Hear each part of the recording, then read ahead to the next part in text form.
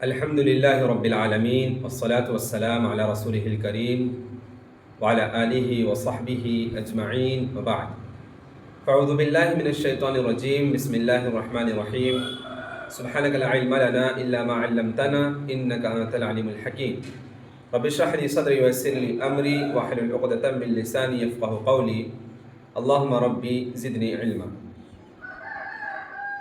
محترم سامعین و سامعات، آج ہم لوگ سورۃ البقرہ سورہ نمبر 2 آیت نمبر 246 سے تفسیر کرنے جا رہے ہیں۔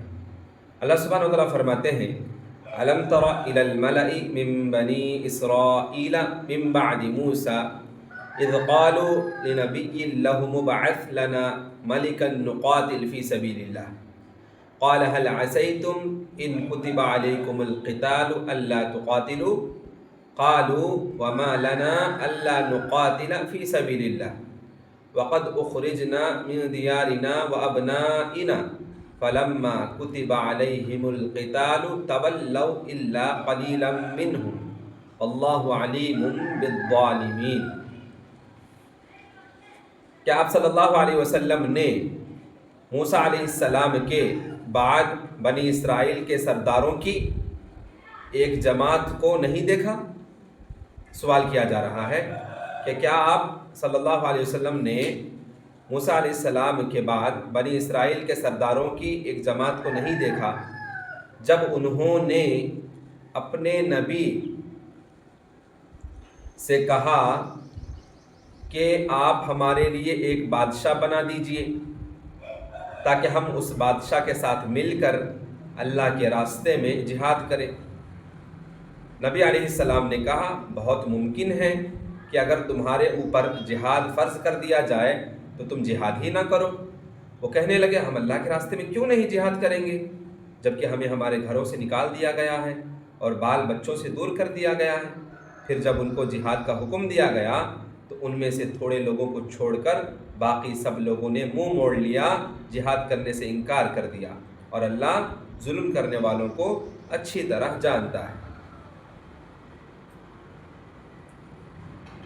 اس کے بعد اللہ سبحانہ وتعالیٰ فرماتے ہیں وَقَالَ لَهُمْ نَبِيُّهُمْ إِنَّ اللَّهَ قَدْ بَعَثَ لَكُمْ طَالُوتَ مَلِكًا قَالُوا أَنَّىٰ يَكُونُ لَهُ الْمُلْكُ عَلَيْنَا وَنَحْنُ أَحَقُّ بِالْمُلْكِ مِنْهُ وَلَمْ يُؤْتَ سَعَةً مِنَ الْمَالِ قَالَ إِنَّ اللَّهَ اصْطَفَاهُ عَلَيْكُمْ وَزَادَهُ بَسْطَةً فِي الْعِلْمِ وَالْجِسْمِ وَاللَّهُ يُؤْتِي مُلْكَهُ مَن يَشَاءُ وَاللَّهُ وَاسِعٌ عَلِيمٌ۔ اور ان بنی اسرائیل کے نبی سمویل علیہ السلام نے ان سے کہا، تو وہ نبی جو تھے ان کا نام سمویل علیہ السلام۔ سمویل علیہ السلام نے ان سے کہا کہ بے شک اللہ نے تمہارے لیے طالوت کو بادشاہ بنا کر بھیجا ہے۔ وہ کہنے لگے یہ کیسے ہو سکتا ہے کہ وہ ہمارا بادشاہ بن جائے؟ اسے بادشاہ بننے کا حق کس نے دیا؟ اس سے زیادہ تو ہم خود حکومت کے حقدار ہیں، اور اس کے پاس تو مال و دولت بھی نہیں ہے۔ نبی نے کہا، نبی سمویل علیہ السلام نے کہا اللہ نے اسی طالوت کو چن لیا ہے بادشاہت کے لیے، اور طالوت کو علم اور جسم دونوں میں تم سب سے زیادہ صلاحیت دی ہے، ٹیلنٹ دیا ہے، اور اللہ جسے چاہتا ہے اپنا یعنی جو ملک ہے دے دیتا ہے، اپنی حکومت دے دیتا ہے، اپنی ملکیت دے دیتا ہے، اپنی بادشاہت دے دیتا ہے، اور اللہ بڑی وسعت و کشادگی والا ہے، بہت دینے والا ہے، سب کچھ جاننے والا ہے۔ اس کے بعد اللہ سبحانہ وتعالیٰ فرماتے ہیں وَقَالَ لَهُمْ نَبِيُّهُمْ إِنَّ آيَةَ مُلْكِهِ أَن يَأْتِيَكُمُ التَّابُوتُ فِيهِ سَكِينَةٌ مِّن رَّبِّكُمْ وَبَقِيَّةٌ مِّمَّا تَرَكَ آلُ مُوسَىٰ وَآلُ هَارُونَ تَحْمِلُهُ الْمَلَائِكَةُ إِنَّ فِي ذَلِكَ لَآيَةً لَّكُمْ إِن كُنتُم مُّؤْمِنِينَ۔ اور بنی اسرائیل سے ان کے نبی شمویل علیہ السلام نے کہا بے شک طالوت کے بادشاہ ہونے کی کھلی نشانی یہ ہے کہ تمہارے پاس ایک تابوت آ جائے گا۔ تابوت یعنی صندوق واپس آ جائے گا جس میں تمہارے رب کی طرف سے سکون و قرار والی چیز ہوگی۔ تمہارے طرف ایک تابوت، ایک صندوق بھیجا جائے گا جس میں سکینت والی چیز، سکون و قرار والی چیز ہوگی، اور باقی چیزیں بھی ہیں جو موسیٰ علیہ السلام کی اولاد اور ہارون علیہ السلام کی اولاد نے چھوڑ دیا تھا، وہ صندوق تمہیں ملے گا۔ اس صندوق کو فرشتے اٹھا لائیں گے، اور اگر تم ایمان والے ہو تو بے شک اس میں بھی تمہارے لیے ایک بڑی نشانی ہے۔ تو تابوت سے مراد کیا ہے؟ تابوت سے مراد بنی اسرائیل کے زمانے کا صندوق ہے، جس میں موسیٰ علیہ السلام اور ہارون علیہ السلام کے تبرکات رکھے ہوئے تھے، جیسے پتھر کی وہ تختیاں جو طور پہاڑ پر اللہ نے موسیٰ علیہ السلام کو دی تھی، پتھر کی تختیاں، اور تورات کا اصل نسخہ اسی صندوق میں موجود تھا، جسے اللہ سبحانہ و تعالیٰ جسے موسیٰ علیہ السلام نے اپنے ہاتھ سے لکھا تھا، تورات کا نسخہ وہ بھی اس صندوق میں موجود ہے۔ وہ لاٹھی جو سانپ بن جاتی تھی وہ بھی اس صندوق میں موجود تھی۔ دشمنوں نے یہ صندوق ان لوگوں سے چھین لیا تھا، دشمنوں نے ان لوگوں سے چھین لیا تھا وہ صندوق۔ اللہ تعالیٰ نے نشانی کے طور پر اس تابوت کو، اس صندوق کو فرشتوں سے طالوت کے دروازے تک پہنچا دیا۔ طالوت بادشاہ بنے تو اب وہ بادشاہ ہے، تو فرشتوں کے ذریعے سے وہ جو موسیٰ علیہ السلام کی جو تبرکات بچی ہوئی چیزیں تھیں، نشانیاں تھیں جو صندوق میں موجود تھی، اور اس کو جو دشمنان قوم جو بنی اسرائیل چھین لیے تھے، اللہ سبحانہ وتعالیٰ پھر فرشتوں کے ذریعے وہی تبرکات کی صندوق کو جو بادشاہ بنتے ہیں طالوت، ان کے دروازے تک بادشاہ کے ذریعے پہنچاتا ہے، جسے دیکھ کر بنی اسرائیل خوش ہو گئے اور طالوت کو بادشاہ مان لیا۔ اس تبرکات کی صندوق کو دیکھ کر خوش ہو گئے اور طالوت کو بنی اسرائیل والوں نے بادشاہ مان لیا، اقرار کر لیا، تسلیم کر لیا۔ وہی تبرکات صحیح ہیں جو دلیلوں سے ثابت ہیں۔ آج کل جو نقلی تبرکات بتائے جاتے ہیں، مارکیٹ میں موجود ہیں، اس کی دلیل کیا ہے؟ چاہے وہ کچھ بھی ہو، یہ ساری چیزیں جو ہیں تبرکات نہیں ہیں۔ جس کی دلیل موجود ہو وہی تبرکات کہلاتی ہیں۔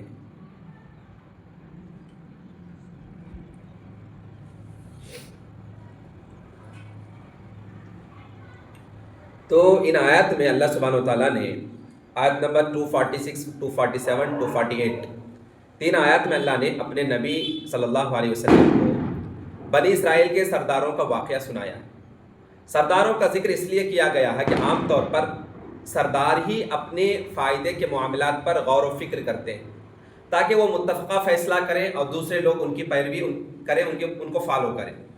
واقعہ یوں ہے کہ موسیٰ علیہ السلام کے بعد مبعوث ہونے والے اپنے نبی کی خدمت میں حاضر ہوئے اور ان سے عرض کیا کہ کسی کو ہمارا بادشاہ بنا دیجئے تاکہ ہم اللہ کی راہ میں جہاد کریں گے اس بادشاہ کو لے کر، تاکہ قوم کی شیرازہ بندی، پولیٹیکل پاور، اور ہم دشمن کا مقابلہ کر سکیں گے اور ہمیں پولیٹیکل پاور مل جائے گی۔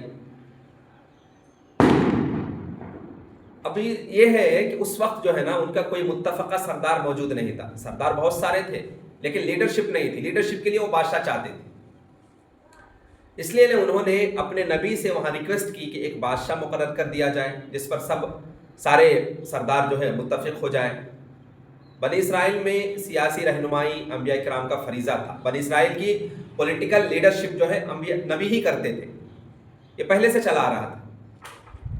جب کوئی نبی فوت ہو جاتا، کوئی نبی انتقال کر جاتے، تو اللہ تعالیٰ اس کی جگہ دوسرا نبی فوراً مقرر فرما دیتا تھا۔ یہ سلسلہ نبیوں کا سلسلہ، اور نبی کے ہاتھ میں پولیٹیکل لیڈرشپ زمانے سے چلا آ رہا تھا۔ جب انہوں نے اپنے نبی سے یہ بات کہی تو نبی نے کہا کہ ممکن ہے جہاد فرض ہو جانے کے بعد تم جہاد ہی نہ کرو، کیونکہ بنی اسرائیل کی چال بازیاں جانتے تھے وہ نبی، ان کی چال بازیاں جانتے تھے، ان کی مکاری جانتے تھے، بنی اسرائیل کی جو مکاری ہے، چال بازیاں ہیں۔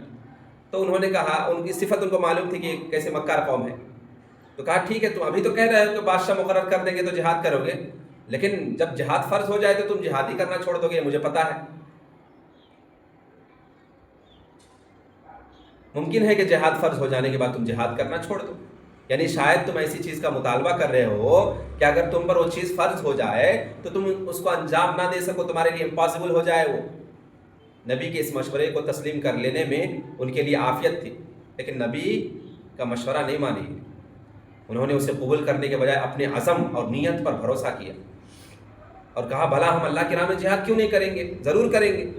ہم تو اپنے گھروں سے اجاڑے گئے ہیں، ہمیں گھروں سے نکال دیا گیا ہے اور بچوں سے دور کر دیے گئے ہیں، یعنی ہمیں جہاد کرنے میں کیا عذر ہو سکتا ہے، ہم ضرور کریں گے، جبکہ ہمیں اس پر مجبور کر دیا گیا ہے، کیونکہ ہمیں وطن سے بے وطن کر دیا گیا اور بیوی بچوں کو قید کر لیا گیا ہے۔ کیوں نہیں جہاد کریں گے؟ ہم کریں گے، ضرور کریں گے۔ ان حالات میں بھی اگر ہم ہم پر اللہ کی طرف سے جہاد کا حکم نہ بھی آئے تب بھی ہم لڑنا چاہیں گے۔ اب جب کہ سب کچھ ہو چکا ہے اور جہاد فرض کر دیا جائے تو ہم کیوں نہیں لڑیں گے؟ لیکن ان کی نیتیں درست نہیں تھی، نبی جانتے تھے۔ کیوں؟ اس لیے کہ اللہ پر توکل مضبوط نہیں تھا ان کا، اور وہ ان کی جو چال بازیاں ہیں وہ جو نبی تھے شموئیل علیہ السلام جانتے تھے۔ اس لیے جب ان پر جہاد فرض ہوا تو سب پھر گئے، اعراض کر دے، منہ موڑ لیے، جہاد کرنے سے رک گئے۔ انہیں بزدلی کی وجہ سے جہاد کی ہمت نہ ہوئی۔ یہ بزدل قوم ہے جی، بنی اسرائیل قوم جو ہے، جو یہودی ہے واقعی معنی میں آپ دیکھیں گے بزدل قوم ہے، سپر پاور کہلاتی ہے دنیا میں، لیکن آج بھی آپ دیکھیں گے واقعی معنی میں وہ لوگ اپنی جان کی بہت فکر کرتے ہیں۔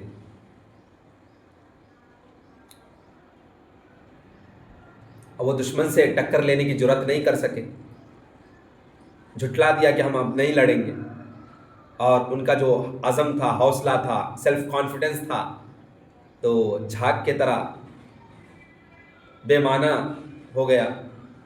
اکثریت پر بزدلی کے جذبات غالب، اکثر جو میجارٹی بزدل ہو گئے، بزدلی کے جذبات آ گئے اور وہ مغلوب ہو گئے۔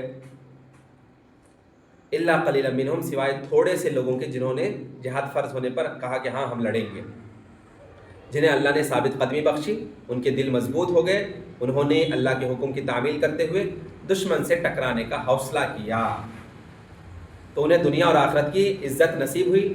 لیکن اکثریت نے اپنی جانوں پر ظلم کرتے ہوئے اللہ کے حکم کو چھوڑ دیا۔ اس لیے اللہ سبحانہ و تعالیٰ نے فرمایا واللہ علیم بالظالمین، اور اللہ تعالیٰ ظالموں کو خوب جانتا ہے۔ وقال لهم نبیہم، اور ان کے نبی نے ان کا مطالبہ تسلیم کرتے ہوئے، اب وہ جو ریکمنڈیشن کرنے آئے قبول ہو گئی، تسلیم کر لیا ان کا مطالبہ۔ ان اللہ قد بعث لکم طالوت ملکا، اللہ تعالیٰ نے طالوت کو تمہارا بادشاہ بنا دیا ہے۔ یہ نام زدگی اللہ کی طرف سے تھی، اللہ نے اس کو مقرر کیا تھا کہ طالوت بادشاہ ہوں گے، تو سلیکشن اللہ کی جانب سے ہوئی، اور نبی نے بتا دیا کہ اللہ نے تمہارے لیے بادشاہ کے طور پر طالوت کو سلیکٹ کیا ہے، اور ان کا فرض تھا کہ اسے قبول کریں، قبول کرتے ہوئے اعتراض بند کر دیتے۔ لیکن یہ مکار چال باز قوم ہے نا، کبھی جو ہے اللہ کے فیصلے پر یہ لوگ رکے نہیں، انہوں نے اعتراض کیا اور کہنے لگے انا یکون لہ الملک علینا ونحن احق بالملک منہ ولم یؤت سعۃ من المال، بھلا اس کی ہم پر حکومت کیسے ہو سکتی ہے؟ اس سے تو بہت حقدار بادشاہت کے ہم ہیں، اسے مالی کشادگی بھی نہیں ہے، مالدار بھی آدمی نہیں ہے وہ، یعنی وہ ہمارا بادشاہ کیسے بن سکتا ہے جبکہ وہ خاندانی طور پر ہم سے کم تر ہے، اس کا اسٹیٹس ہم سے بہت کم ہے، ہاں کم تر درجے کی اسٹیٹس ہے اس کی، بھلا اور وہ مالدار بھی نہیں ہے، غریب ہے وہ، پھر وہ غریب اور نادار بھی ہے، لاچار بھی ہے، اس کے پاس حکومت قائم رکھنے کے لیے مال بھی نہیں ہے، کیونکہ پولیٹیکل پاور کے لیے ایک بیک بون کی طرح ایک وہاں کے سیلف ڈیفنس کرنا ہے، تو ڈیفینس سسٹم کے لیے ایکچوئل جو ہے پولیٹیکل پاور برقرار رکھنا ہے تو ساتھ میں جو ہے معیشت اچھی ہونی چاہیے، اکنامیکل پاور بھی ہونی چاہیے ساتھ میں۔ ان کی اس بات کی بنیاد ایک غلط خیال پر تھی کہ بادشاہ اور سردار ہونے کے لیے اونچا خاندان، بہت مالدار ہونا ضروری ہے۔ اس غلط خیال کو اللہ سبحانہ وتعالیٰ نے غلط قرار دیا، انہیں معلوم نہیں تھا کہ ترجیح کے قابل اصل صفات زیادہ اہم ہیں، اس لیے ان کے نبی نے فرمایا ان اللہ اصطفاہ علیکم، سنو اللہ تعالیٰ نے اس کو تم پر برگزیدہ کیا ہے، اللہ نے سلیکٹ کیا، اللہ کا سلیکشن ہے، لہٰذا اسی کی اطاعت قبول کرنا تمہارا فرض ہے۔ نبی نے فرمایا شموئیل علیہ السلام نے وزادہ بسطۃ فی العلم والجسم، اور اسے اللہ نے علمی اور جسمانی برتری تم سے زیادہ دی ہے، عطا فرمائی، یعنی اسے عقل اور جسم کی قوت عطا فرمائی ہے طالوت کو، اور بادشاہت کے معاملات انہیں دو چیزوں کی بنیاد پر صحیح طور پر انجام، کوئی بھی یا تو یعنی عقل فراست ہونی چاہیے، ٹھیک ہے، تو اس کا برین جو ہے اچھا ہونا چاہیے، اچھا کام کرنا، اچھے فیصلے لینے والا ہونا، اور ساتھ میں کیا ہے طاقتور ہونا چاہیے بادشاہ، تو دونوں چیزیں اللہ سبحانہ وتعالیٰ نے اسے تم سے زیادہ دے رکھی ہیں، اس کو تم ایکسیپٹ کر لو، اس لیے کہ جب وہ عقل و رائے میں کامل ہو اور اسے صحیح رائے کے مطابق احکام نافذ کرنے کی طاقت بھی رکھتا ہو تو درجہ کمال حاصل ہو جاتا ہے۔ اگر ان دونوں میں سے کوئی ایک کی کمی ہے تو نظام میں خلل آ جائے گا۔ کوئی بادشاہ بنتا ہے تو بادشاہ بننے کے لیے عقل بھی ہونی چاہیے، طاقت بھی، جسمانی طاقت بھی ہونی چاہیے، اس میں سے کوئی ایک چیز میں بھی کمی ہے، نقص ہے، تو پھر وہ بادشاہ نہیں بن سکتا۔ اگر بادشاہ بنے گا بھی تو اس قوم کا خسارہ ہی خسارہ، نقصان ہوگا۔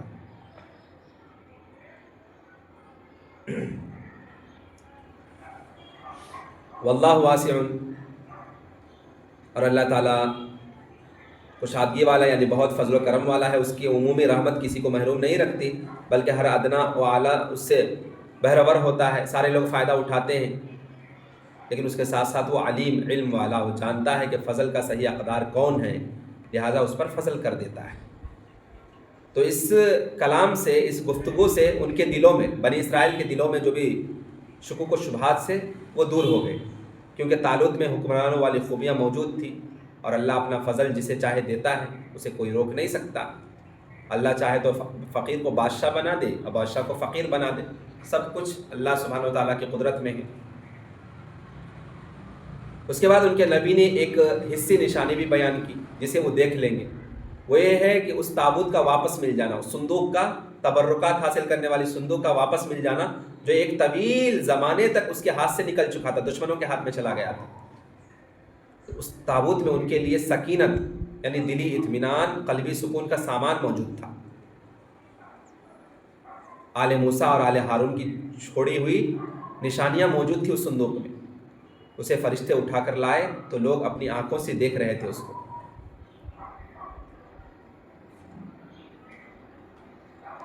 اس کے بعد اللہ سبحانہ وتعالیٰ فرماتے ہیں فَلَمَّا فَصَلَ طَالُوتُ بِالْجُنُودِ قَالَ إِنَّ اللَّهَ مُبْتَلِيكُمْ بِنَهَرٍ فَمَنْ شَرِبَ مِنْهُ فَلَيْسَ مِنِّي وَمَنْ لَمْ يَطْعَمْهُ فَإِنَّهُ مِنِّي إِلَّا مَنِ اغْتَرَفَ غُرْفَةً بِيَدِهِ فَشَرِبُوا مِنْهُ إِلَّا قَلِيلًا مِنْهُمْ فَلَمَّا جَاوَزَهُ هُوَ وَالَّذِينَ آمَنُوا مَعَهُ قَالُوا لَا طَاقَةَ لَنَا الْيَوْمَ بِجَالُوتَ وَجُنُودِهِ قَالَ الَّذِينَ يَظُنُّونَ أَنَّهُمْ مُلَاقُو اللَّهِ کم من فئة قلیلة غلبت فئة کثیرة بإذن اللہ واللہ مع الصابرین۔ پھر جب طالوت اپنی فوج لے کر جالوت کی فوج جو عمالقہ سے جہاد کرنے کے لیے نکلے تھے، پھر جب طالوت اپنی فوج لے کر جالوت کی فوج، اپوزٹ میں کون ہے؟ جالوت کی فوج جو عمالقہ سے جہاد کرنے کے لیے نکلے، تو انہوں نے فوجیوں سے کہا بے شک اللہ ایک دریا کے ذریعے تمہارا امتحان لینے والا ہے۔ طالوت کہہ رہے ہیں اپنے قوم سے کہ یقیناً ایک دریا کے ذریعے تمہارا امتحان لے گا اللہ سبحانہ و تعالیٰ، تو جو کوئی اس دریا میں سے پانی پی لے گا تو وہ میرا ساتھی نہیں ہے۔ آزمائش ہے، امتحان یہ ہے کہ دریا سے گزرنا ہے، اس کا پانی کوئی نہیں پیے گی۔ تو کہہ رہے ہیں کہ جو کوئی اس دریا سے پانی پی لے گا تو میرا ساتھی نہیں ہوگا، اور جو نہیں پیے گا تو میرا ساتھی ہے، ہاں جو صرف چلو بھر پانی پی لے تب تو کوئی بات نہیں۔ پھر تھوڑے سے آدمیوں کو چھوڑ سب لوگوں نے اس ندی سے خوب پانی پی لیا۔ حکم ہوا تھا کہ چلو بھر پانی پینا، لیکن خوب سیر ہو کے پانی پی لیے، تھوڑے لوگوں کو چھوڑ کر، تھوڑے سے آدمیوں کو چھوڑ کر سارے لوگ جو ہے نہر سے، اس ندی سے خوب پانی پی لیا۔ پھر جب طالوت اور اس کی فوج دریا پار کر گئی تو جن لوگوں نے طالوت کی بات نہیں مانی تھی، یعنی طالوت نے کہا تھا کہ پیاس لگے تو چلو بھر پانی پینا، زیادہ مت پینا، انہوں پی لیا، تو کہنے لگے آج ہم میں جالوت اور اس کے لشکر سے لڑنے کی طاقت نہیں رکھتے ہیں۔ اور جنہیں اللہ سے ملنے کا پورا یقین تھا انہوں نے کہا کتنی چھوٹی جماعت اللہ کے حکم سے بڑی جماعت پر غالب آ گئی ہے، چھوٹی جماعت اللہ کے حکم سے بڑی جماعت سے جیت گئی ہے، اور اللہ صبر کرنے والوں کے ساتھ ہے۔ تو نہر اور دریا وہ ہے جو اردن اور فلسطین کے درمیان، اردن اور فلسطین کے درمیان جو دریا ہے، اردن اور فلسطین کے درمیان جو دریا ہے، اس دریا کا ذکر ہے۔ اس دریا سے جو ہے طالوت کی فوج جالوت سے لڑنے جا رہی تھی۔ جو جالوت کی قوم کہاں سے آ رہے تھے؟ وہ لوگ فوج لے کر عمالقہ سے آ رہے تھے، اور یہ لوگ یہاں سے جا رہے تھے، بنی اسرائیل کی قوم۔ تو بنی اسرائیل کی قوم ادھر سے جا رہے تھے، جالوت کی قوم عمالقہ کی طرف سے ادھر سے آ رہی تھی، تو بیچ میں نہر تھا۔ طالوت والے قوم کو جالوت سے لڑنے کے لیے بیچ میں دریا، اور دریا کیا؟ فلسطین اور اردن کے درمیان کا دریا ہے۔ اور طالوت نے کہا تھا اپنے قوم سے کہ تم لوگ پانی پینا، لیکن وقت ضرورت صرف چلو بھر پانی، یعنی صرف پیاس بجھانے کے لیے، پیٹ بھر کے پانی مت پینا۔ لیکن تھوڑے لوگوں نے جو اس کی بات مانی، اور اکثر بنی اسرائیل کیا کیے؟ پیٹ بھر کر یعنی بہت خوب مست ہو کے پانی پی لیے، اور پھر کہنے لگے کہ ہم جب پہنچے مقام پر تو کہنے لگے کہ ہم لڑ نہیں سکتے، ہم لڑ نہیں سکتے۔ تو ان کو حکم جو ہوا تھا اس حکم کے خلاف تھے وہ۔ پھر جو ہے تھوڑے چند لوگ، طالوت کے ساتھ چند لوگ ہی تھے،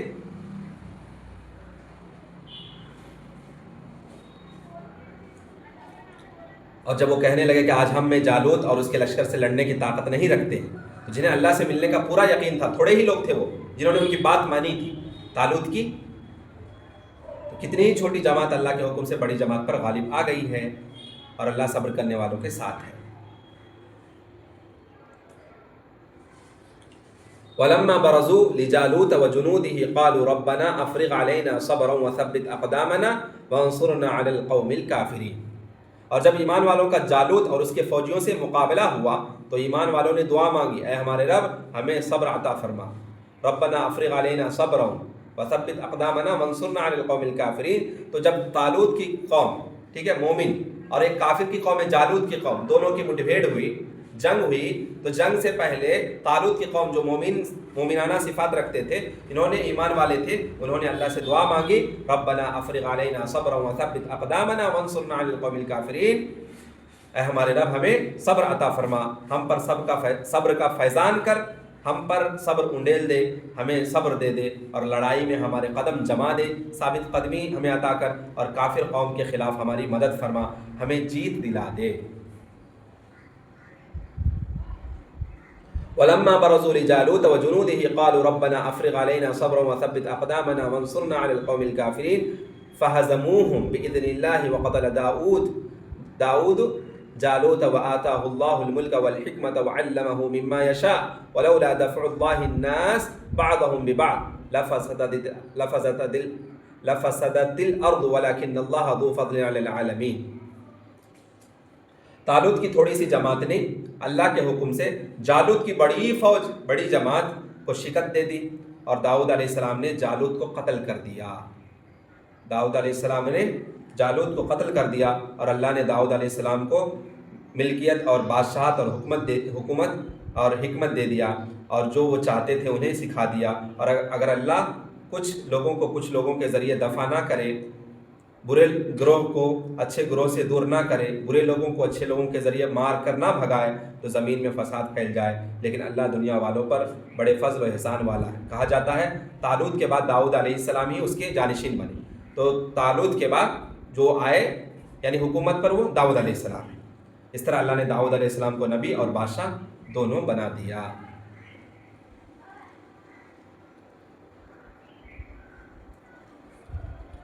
تلک آیات اللہ نتلوها علیک بالحق وانک لمن المرسلین. یہ نبی صلی اللہ علیہ وسلم، اے نبی صلی اللہ علیہ وسلم، یہ اللہ کی آیتیں ہیں، یہ اللہ کی نشانیاں ہیں جو سچی ہیں، جنہیں ہم آپ کو ٹھیک ٹھیک سناتے ہیں. اور بے شک آپ صلی اللہ علیہ وسلم رسولوں میں سے ہیں. ان باتوں کی جانکاری دینا آپ صلی اللہ علیہ وسلم کے رسول ہونے کی واضح دلیل اور کھلا ثبوت ہے. تو یہ باتیں کیا ہیں؟ کب کا زمانہ ہے؟ نبی کریم صلی اللہ علیہ وسلم بنی اسرائیل کے قوم کے واقعات جو ہوئے، تذکرہ، ان کے تذکرہ ابھی کر رہے ہیں قرآن کے ذریعے، وحی کے ذریعے.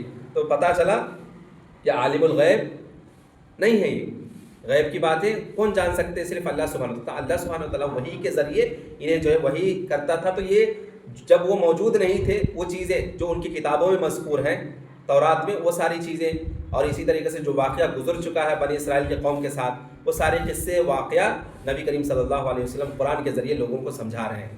تو یہ رسول ہونے کی دلیل ہے.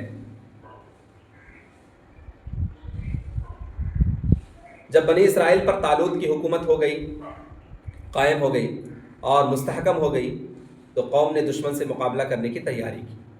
طالوت بنی اسرائیل کے لشکروں کو لے کر روانہ ہوا. ان کی تعداد بہت زیادہ تھی، تو اس نے اللہ کے حکم سے ان کا امتحان لیا تاکہ معلوم ہو جائے کہ ثابت قدم رہنے والے کون ہیں. امتحان لیا گیا. دوسری طرح کا یعنی دوسرا آدمی کون ہے، بھگوڑا کون ہے، کون بھاگ جائے گا بیچ راستے سے، تو اس کے لیے امتحان لیا گیا. فرمایا ان اللہ مبتلیکم بنہر فمن شرب منہ فلیس منی. سنو، اللہ تعالیٰ تمہیں ایک نہر سے آزمانے والا ہے، ایک ندی سے گزرنا ہے تمہیں، جس نے اس میں سے پانی پی لیا وہ میرا ساتھی نہیں ہوگا. وہ نافرمان ہے، اس کی بے صبری اور گناہ کی سزا یہ ہے کہ وہ ہمارے ساتھ نہ آئے. ومن لم یطعمہ، اور جو اسے نہ چکھے یعنی اس کا پانی نہ پیے، وہ میرا. الا من اغترف غرفۃ بیدہ. ہاں، یہ اور بات ہے کہ اپنے ہاتھ سے ایک چلو بھر پانی پی لے، کوئی مسئلہ نہیں، پیاس لگے تو اسے کوئی گناہ نہیں. اور شاید اللہ تعالیٰ اس کے لیے اس میں برکت ڈال دے کہ اس کے لیے وہ کافی ہو جائے گا، چلو بھر پانی کافی ہو جائے گا پیاس بجھانے کے لیے.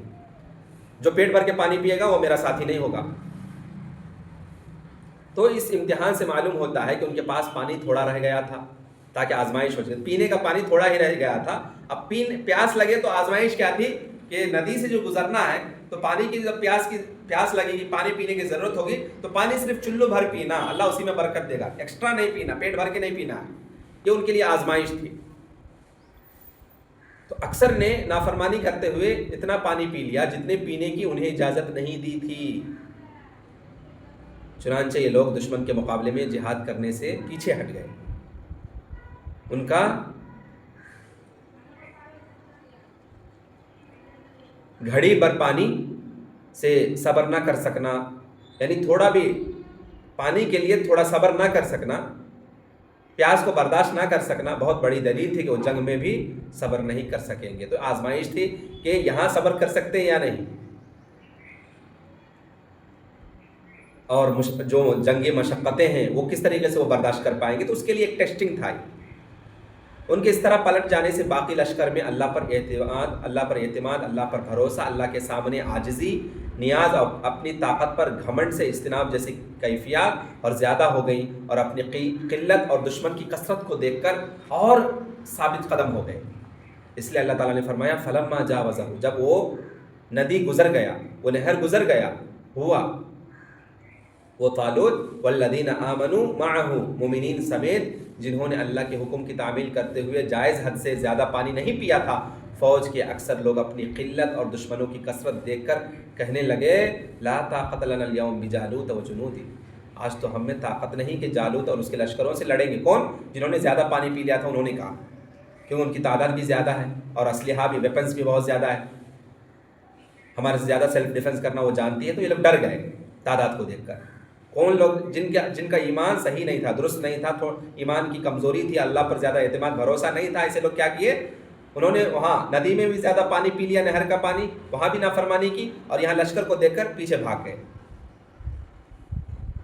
قال الذین یظنون انہم ملاقو اللہ، لیکن اللہ کی ملاقات پر یقین رکھنے والوں نے کہا، جو پختہ ایمان کے حامل تھے، مومنین تھے، انہوں نے دوسروں کا حوصلہ بڑھانے کے لیے کہا کہ انہیں صبر کی تلقین کرتے ہوئے کہا کہ چاہے ہم بسا اوقات چھوٹی اور تھوڑی سی جماعتیں بڑی اور بہت سی جماعتوں پر اللہ کے حکم سے، یعنی اس کے ارادے اور مشیت سے غلبہ پا لیتی ہیں، کیونکہ معاملات اللہ کے ہاتھ میں ہیں، عزت اور ذلت اس کے دینے سے ملتی ہے، اللہ کے ہاتھ میں عزت ہے اور اللہ کے ہاتھ ہی میں ذلت ہے، وَتُعِزُّ مَن تَشَاءُ وَتُذِلُّ مَن تَشَاءُ بِيَدِكَ الْخَيْرُ۔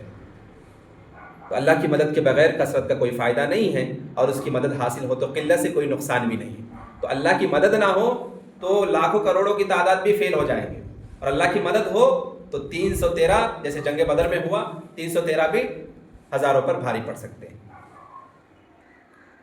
تو اللہ سبحانہ و تعالیٰ کی توفیق شامل ہو تو قلت کم تعداد بھی ہو تو جنگ جیت سکتے ہیں، کوئی نقصان نہیں ہوگا۔ واللہ مع الصابرین، اور اللہ صبر کرنے والوں کے ساتھ ہے، اس کی مدد اور توفیق انہیں حاصل ہوتی۔ اللہ کی مدد حاصل کرنے کا سب سے اہم ذریعہ بندے کا اللہ کی خوشنودی حاصل کرنے کے لیے، اللہ کی رضا کے لیے صبر کرنا ہے۔ ان کی نصیحت کا کم ہمتوں پر بہت اچھا اثر ہوا، اس لیے جب وہ جالوت کے مقابلے میں آئے تو ان سب نے دعا مانگی، یعنی یہاں جو موٹیویٹ کیا گیا، جو ایمان والے تھے نا، جن کے پاس ایمان کمزور تھا، جو پیچھے ہٹنا چاہ رہے تھے، ان کو جوش دلانے کے لیے موٹیویشنل اسپیکر کے طور پر ایک بندہ جو ہے موٹیویٹ کیا، ان کو ابھارا، جذبہ دلایا، ہمت دلائی ان میں کہ اللہ کی مدد شامل ہوگی، ہمارے ایمان کے بس اللہ کی رضامندی کے حصول کے لیے ہم آئے ہیں، اللہ ہمارا مدد کرے گا، اور جس کا مدد اللہ کرتا ہے، بڑی سے بڑی قومیں جو ہے اس کے سامنے ہار جاتی ہے، اللہ کی مشیت ہوگی اور انشاءاللہ ہم غالب آئیں گے۔ اس طریقے سے موٹیویٹ کرنے کی وجہ سے تو دیکھو جی، کمانڈنگ لیڈرشپ ہوتی ہے نا، تو لیڈرشپ کے ہاتھ میں ہوتی ہے کمانڈنگ۔ اب ایک کمانڈر جس طریقے سے ہوگا، کمانڈر ان چیف، وہ جس طریقے سے اپنی قوم کو موٹیویٹ کرتا ہے، قوم آگے بڑھتی ہے۔ اگرچہ کمانڈر ہی یعنی جو مومنانہ صفات لوگ تھے وہی کمزور پڑ جاتے، تو جو پہلے سے جن کے دلوں میں ایمان نہیں تھا وہ تو پہلے ہی بھاگنے والے تھے۔ تو جو مومنین تھے، چاہے کم تعداد میں تھے، ان کی ثابت قدمی اور اس کی وجہ سے لوگ دوسروں کو جو ہے ابھارنا، ہمت افزائی کرنا، سیلف موٹیویٹ کرنا لوگوں کو، تو اس طریقے سے پتہ چلتا ہے کہ قوم کی ترقی کے لیے ایک لیڈرشپ ہونی چاہیے، ایک کمانڈنگ ہونی چاہیے، جو قوم کی فلاح بہبودی، ترقی، ڈیولپمنٹ، کمیونٹی ڈیولپمنٹ کے لیے ہمیشہ اپنے سوتے ہوئے غفلت میں سوتے ہوئے قوم کو بیدار کرنے کے لیے تیار رہے۔ تو یہاں ایسا ہی ہوا۔ تو جالوت کے مقابلے میں سارے لوگ ہمت کے ساتھ اللہ سبحانہ وتعالیٰ سے دعا مانگی، ربنا افرغ علینا صبرا، اے رب ہمیں صبر دے، یعنی دل مضبوط کر دے ہمارا، جو کمزور ہو گیا اس میں ہمت پیدا کر، دشمن کے مقابلے میں ہمیں صبر کی توفیق دے، وثبت اقدامنا، اور ثابت قدم دے، ہم ڈٹ کر ان سے مقابلہ کر سکیں، ہمارا قدم پیچھے نہ ہو، کہ ہمارے قدموں میں لغزش نہ آئے، ہم بھاگنے کی غلطی سے محفوظ ہو جائے، ہمیں تو بچا لے، اور ہم بڑھ چڑھ کر حصہ لیں میدان جنگ میں، اور تیری رضامندی کے خاطر، تیری خوشنودی کے حاصل کرنے کے لیے ہم جو ہے لڑے، ثابت قدمی عطا فرما، منصورنا علی القوم الکافرین، اور قوم کفار پر ہماری مدد فرما۔ اس سے معلوم ہوتا ہے کہ جالوت اور اس کی قوم کافر قوم تھی، اور طالوت یہ مومن قوم تھی، تو اللہ تعالیٰ نے ان کی دعا قبول فرما لی، کیونکہ انہوں نے قبولیت کے اسباب مہیا کر لیے تھے، اللہ نے ان کی مدد فرمائی، چنانچہ اللہ کے حکم سے انہوں نے جالوتیوں کو شکست دے دی، اور حضرت داؤد علیہ السلام کے ہاتھوں جو طالوت کے لشکر میں شامل تھا جالوت قتل ہوا۔ آپ صلی اللہ علیہ وسلم نے بہادری، قوت اور ثابت قدمی کی بدولت کافروں کے بادشاہ کو اپنے ہاتھ سے قتل کر دیا داؤد علیہ السلام نے، اور وَآتَاهُ اللَّهُ الْمُلْكَ وَالْحِكْمَةَ، اور اللہ تعالیٰ نے داؤد علیہ السلام کو مملکت، بادشاہت اور حکمت عطا فرمائی، یعنی اللہ نے آپ داؤد علیہ السلام پر یہ احسان فرمایا کہ بنی اسرائیل کی حکومت عطا فرمانے کے علاوہ حکمت بھی عطا فرمائی، اسی لیے حکیم داؤد بھی کہا جاتا ہے، یعنی نبوت سے سرفراز فرمائی، جس سے عظیم شریعت اور سیدھی راہ ملی، اس لیے فرمایا وَعَلَّمَهُ مِمَّا يَشَاءُ، اور جتنا کچھ چاہا علم بھی عطا فرمایا، شریعت کا علم بھی اور سیاست کا علم بھی۔ تو داؤد علیہ السلام کے پاس شرعی علم بھی تھا، یعنی وہ جو ہے مورل اینڈ ایتھک ویلیوز بھی جانتے تھے، اور ساتھ میں جو ہے پولیٹیکل سائنس بھی جانتے تھے، سیاست کا علم بھی ان کو معلوم تھا، اس طرح انہیں نبوت، حکومت دونوں عطا فرما دی۔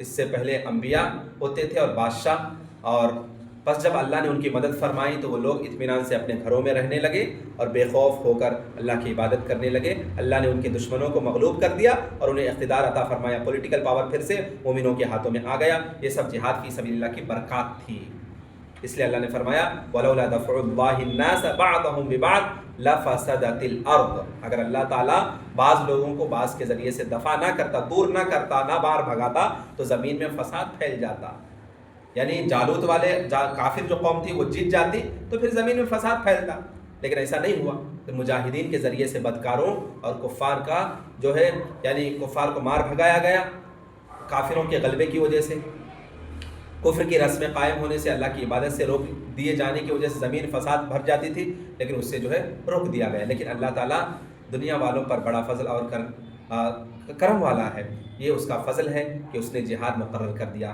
جس میں ان کی سعادت اور کامیابی اور ان کا دفاع ہے، اور انہیں معلوم و نامعلوم اسباب کے ذریعے سے زمین میں بادشاہت عطا فرمایا۔ پھر فرمایا تلک آیات اللہ نتلوها علیک بالحق، یہ اللہ تعالیٰ کی آیتیں ہیں جنہیں ہم حقانیت کے ساتھ آپ پر پڑھتے ہیں، یعنی ایسی سچائی کے ساتھ جس میں کوئی شک نہیں ہے،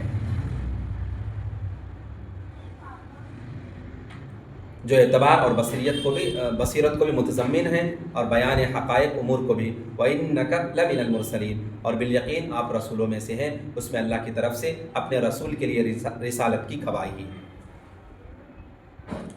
تو آپ صلی اللہ علیہ وسلم کی رسالت کے دلائل میں انبیاء سابقین اور ان کے متبعین اور مخالفین کے ان واقعات کا بیان بھی ہے۔ اگر اللہ تعالیٰ آپ صلی اللہ علیہ وسلم کو نبی نہ بتاتا، یا آپ صلی اللہ علیہ وسلم کو نہ بتاتا یہ سارے واقعات، تو آپ کا ان کا علم نہیں ہو سکتا تھا، بلکہ آپ کی پوری قوم میں کوئی بھی ایسا آدمی نہ ہوتا جس کو ان واقعات کے بارے میں کچھ معلوم ہو۔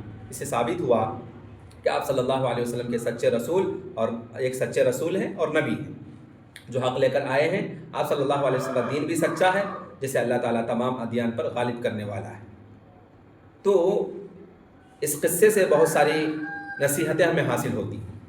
سب سے پہلی نصیحت طالوت جالوت کا جو قصہ ہے، اس قصے سے پہلی بات یہ ہے کہ اہل حل و عقد کا جمع ہو کر غور و فکر کرنا، یعنی انٹلیکچوئل پرسنز جو ہوتے ہیں، آپس میں بیٹھ کر مشورہ کرنا، ان کے معاملات کس طریقے سے سدھر سکتے ہیں، اور پھر ان تجاویز عمل کرنا ترقی اور حصول مقصود کا سب سے بڑا سبب ہے۔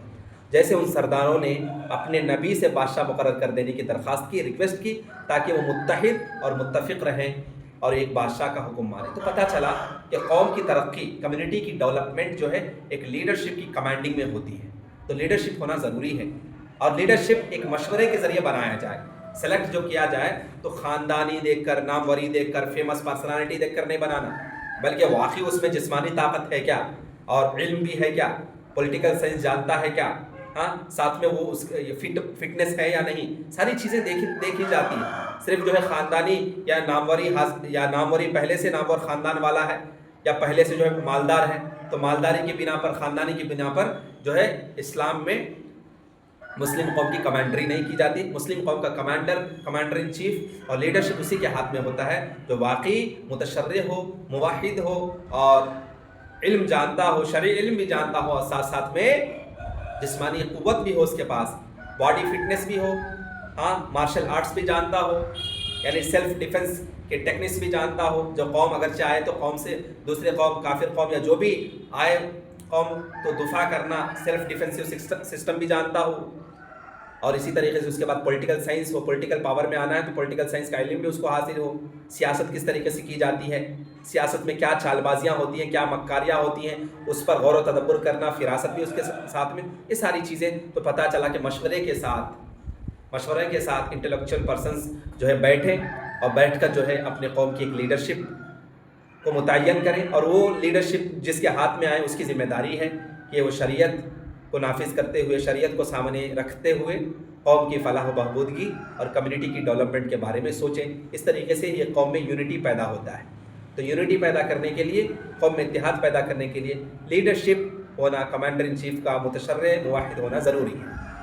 دوسرا سبق جو ہے اس واقعے سے، طالوت اور جالوت کے واقعے سے، جب حق کی مخالفت کی جائے اور اس پر شبہات وارد کیے جائیں تو اس سے حق زیادہ واضح ہو جاتا ہے۔ یعنی جب اسلام پر پروپیگنڈے ہوئے، اسلام کے مخالف میں یا مسلمان کے مخالف میں، یہ تاریخ سے اب آج بھی دیکھا جا رہا ہے کہ جب اسلام کے اگینسٹ میں پروپیگنڈے کیے جاتے ہیں، سازشیں رچی جاتی ہیں، تب اسلام اور زیادہ پھیلتا ہے۔ آج کل بھی ہم دیکھ لیں یورپ کنٹری میں یا امریکہ میں، امریکن کنٹریز میں، جہاں جب اسلام کو بدنام کرنے کی کوششیں کی جاتی ہیں، اسلامو فوبیا کے نام پر لوگوں کو ڈرایا جاتا ہے کہ اسلام جو ہے جہاد سکھاتا ہے، اسلام ٹیررزم سکھاتا ہے، اسلام اگرواد مذہب ہے، یہ ساری چیزیں جب بتائی جاتی ہیں تو پھر لوگ ریسرچ کرنا شروع کرتے ہیں، اور بہت سے لوگ ہیں صرف نیوز میں غلط چیز دیکھ کر اسلام قبول کرتے ہیں کہ صحیح واقعی میں ٹیررزم ہے کیا اسلام میں۔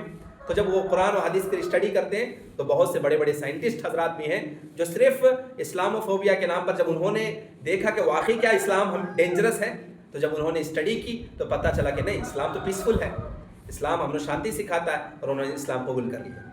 تو جب اسلام کو یا مسلمان کو دبانے کی کوششیں کی جاتی ہیں، تب تک جو ہے اور ابھرتا ہے اور اٹھتا ہے، اور جو ہے ترقی ہوتی ہے اسلام کی اور مسلمان کی۔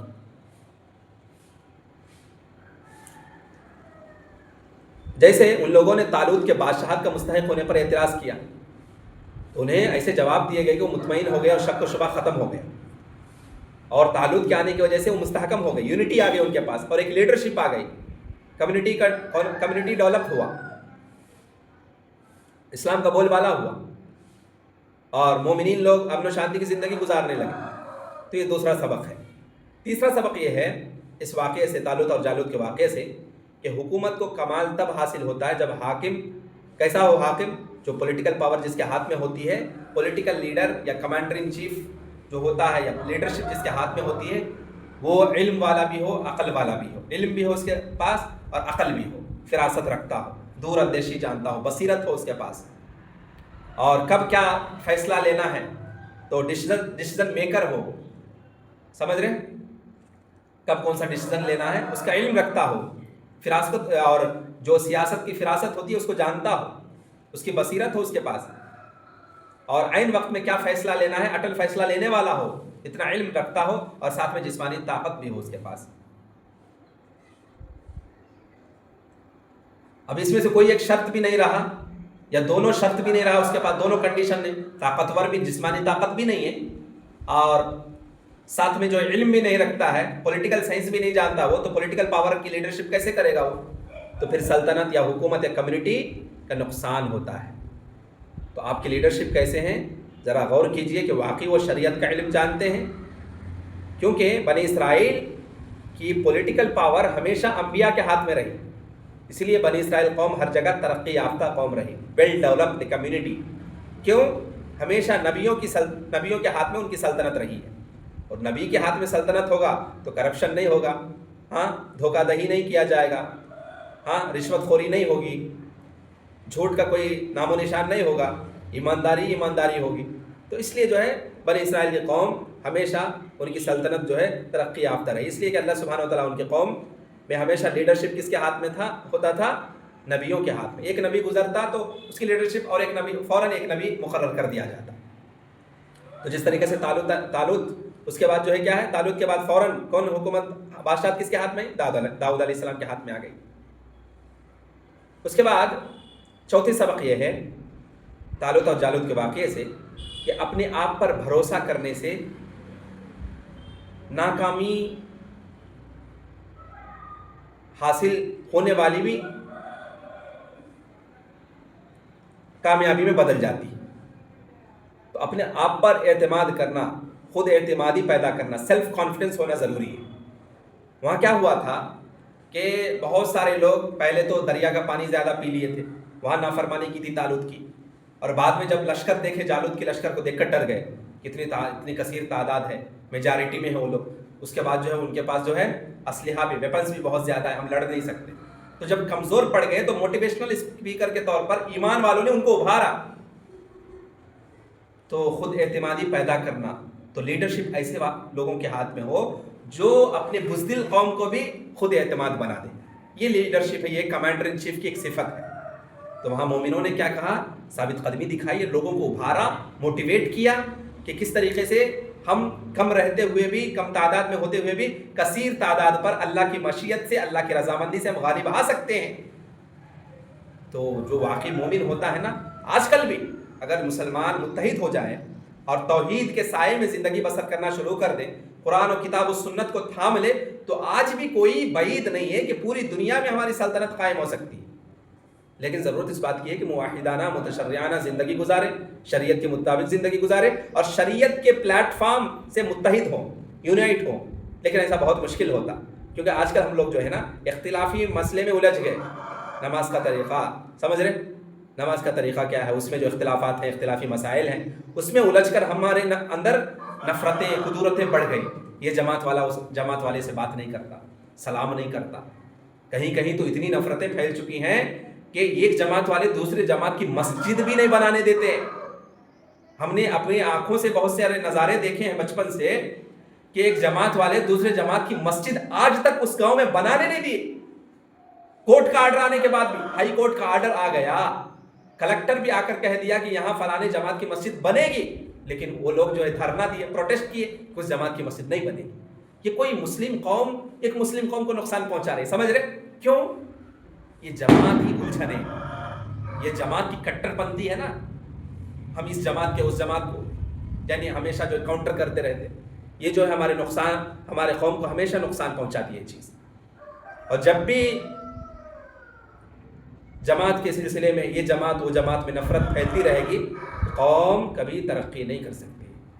مسلمانوں کے ہاتھ میں کہیں بھی دنیا میں پولیٹیکل پاور چاہتی ہے مسلمان، تو چاہیے کہ کتاب و سنت کو تھامتے ہوئے توحید کے سائے میں زندگی بسر کریں اور اتحاد کا پیغام دیں. اتحاد ممکن اسی وقت ہے جب سارے لوگ کتاب و سنت کی پیروی کریں گے، اختلافی مسائل میں الجھے بغیر. اختلافی مسئلے میں جب الجھتے نا چھوٹی سی مثال بتاتا ہوں میں کہ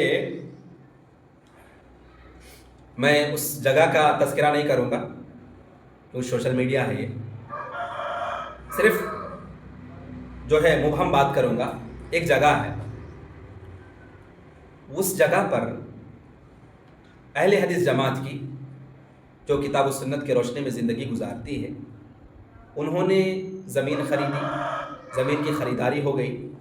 اب جو ہے مسجد بنانے کی تعمیری کام کا سلسلہ شروع ہوا.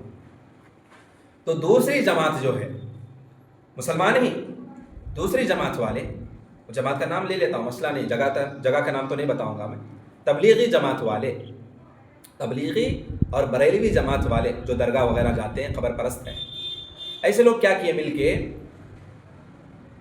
کنسٹرکشن کو رکوا دیے. کلکٹر آیا، कलेक्टर आया और कलेक्टर जो है कागजात दिखाया कि यहाँ ये लोग क्या कर सकते हैं, यानी लीगल है, पूरा प्रॉपर्टी लीगल है, लीगल प्रोसीजर से पूरा काम कर सकते हैं, कंस्ट्रक्शन कर सकते हैं, कोई प्रॉब्लम नहीं। लेकिन मसला क्या हुआ कि तबलीग वाले, बरेलवी वाले ने सिर्फ इतना धरना नहीं दिया, प्रोटेस्ट नहीं किया, साथ में फ़िरका परस्त जो ज़ाफ़रानी कलर के लोग हैं, कपड़े पहनते हैं, फ़िरका परस्त लोग जो हमारे दुश्मन हैं, काफिर हैं, ऐसे लोगों को साथ में लिया, फ़िरका परस्त लोगों को साथ में लिया। किसको बदनाम करने के लिए, किसकी मस्जिद को रोकने के लिए? अहले हदीस मस्जिद को। तो ये मामला है जो इख्तिलाफी मसाइल में उलझ कर आपसी रंजिश दुश्मनी पालते हैं हम, जिससे एक अल्लाह का घर बनाने नहीं देते। अल्लाह का घर बनाने एक मुसलमान नहीं दे रहा है तो गैर मुस्लिम कौम अल्लाह के घर को छोड़ेगी क्या? आए दिन हम वारदात देखते हैं, हादसा देख रहे हैं कि जो है इलीगल प्रॉपर्टी होने की वजह से या किसी वजह से जो है मस्जिदों को शहीद किया जा रहा है किसी एक वजह से। तो गैर कौम कहाँ रिस्पेक्ट करेगी मस्जिद की? हमारे पास मस्जिदों की इज्जत नहीं है, एक जमात दूसरे जमात में बनती नहीं, अनबन है, नफरत। क्या है वजह? वजह सिर्फ इतना ही है, हम उस इमाम को मानते, इस इमाम को नहीं मानते, उस इमाम के मसाइल को, उस इमाम के फ़िक़्ह को फॉलो करते हैं, इस इमाम के फ़िक़्ह को फॉलो नहीं करते। ये यानी जहालत है, समझ रहे? कभी आपने अरेबियन कंट्रीज़ में से, गल्फ़ कंट्रीज़ जो है, कहीं भी आपने सुना है कि किसी एक मुसलमान जमात ने दूसरे फ़िक़्ह मकतब फ़िक्र के लोग की मस्जिद को बनने ना दिया? कभी सुना आपने? हालांकि गल्फ़ कंट्रीज़ में भी चारों इमाम को मानने वाले हैं, सबके अपने अपने मसाजिद हैं, कोई किसी मस्जिद को रोकता नहीं है बनने के लिए, लेकिन हिंदुस्तान में ऐसा होता। बताना मकसद ये है कि इत्तिहाद किताब और सुन्नत की रोशनी में ही कामयाबी हो सकती है। इत्तिहाद में हम कायम हो सकते हैं, इत्तिहाद कायम कर सकते हैं, यूनाइटेड बन सकते हैं। और जब तक यूनिटी नहीं आई ना, तो फिर कहीं भी हमारी पॉलिटिकल पावर आ नहीं सकती। और जब तक हमारे हाथ में पॉलिटिकल पावर ना आए, हम किसी भी मैदान में तरक्की नहीं कर सकते हैं।